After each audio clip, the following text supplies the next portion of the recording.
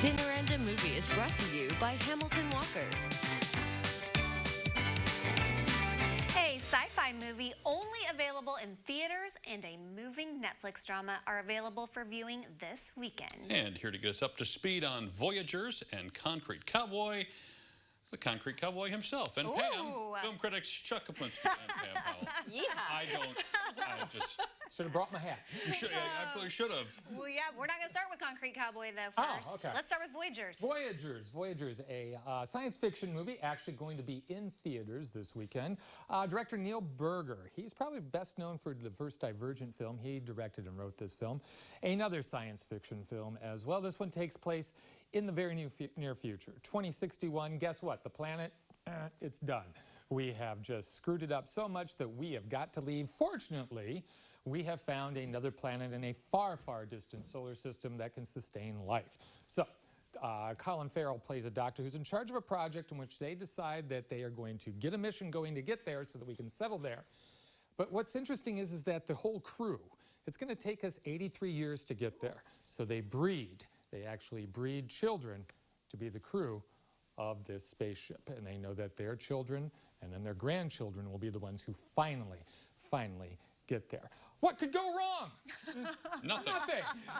Well, actually, things are going pretty good until the kids hit their teens, and they start to realize that, well, there's a blue drink that we have to drink every day, and one of them stumbles upon the fact that there's something toxic in there, and they realize that this blue drink, well, it's there to keep down their appetites, whether they be sexual or aggressive or whatever, and there's that blue drink. They decided to stop drinking it. Well, the spaceship turns into just like a frat party that just never, ever ends, man. It becomes Lord of the Flies in outer space. We break off into factions. There's no tact used at all. I mean, if you want something, you beat somebody over the head to get it. If you want a kiss from someone, you just go and take it. Chaos reigns. Oh, my. And the whole human civilization is in the balance. This movie started off pretty well. I actually kind of liked it for the first half hour. I thought they set up some interesting questions, but then again, it just becomes really, really silly. Colin Farrell, who I love, is not in the film nearly enough, and it becomes rather predictable too. This movie is kind of like that plain turkey sandwich my son eats. Turkey with bread. It's just kind of there. Didn't hate it, didn't love it. It's just there. At first, it sounded a little Gravity-like, and then it started to be a little like Revenge of the Nerds-like. Oh. So not a bad comparison. Okay, and I haven't even seen it. Okay. So, all right. Well, let's hope Concrete Cowboy maybe has a better outcome. Yeah, Concrete Cowboys is on Netflix and is streaming now, and it's one of those sleeper gems that you really need to go, or actually go to your couch and turn it on and see it. It stars Idris Elba as Harp.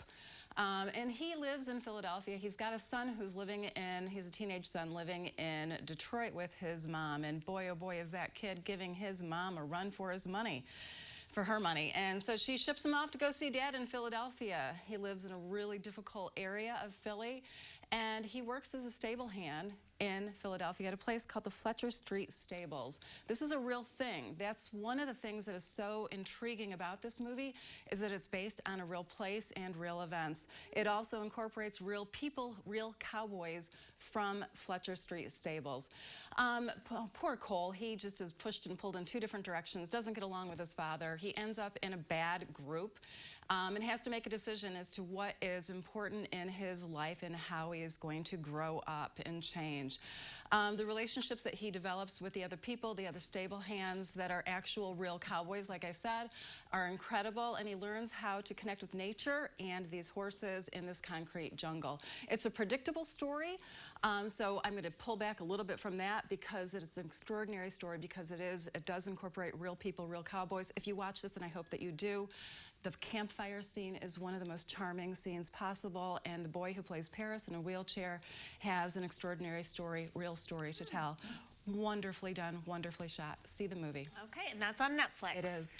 We have some winners to announce quickly. Real quick, Samantha Smith, Brent DeFranco, Aaron Coffey, Linda Lutchick, and Alan Oakley. You entered the King Kong contest. Couldn't help you there, but we've got codes for Chaos Walking that will be coming your way. Nice. Well, there's still big winners. That's right. That's fun. Well, we appreciate y'all being here. Those sound like some movies we may or may not want to go see this weekend. And if you want to catch up with all of Chuck and Pam's movie reviews, you can head to their website or Facebook page, and we'll have links at our website, CILiving.tv.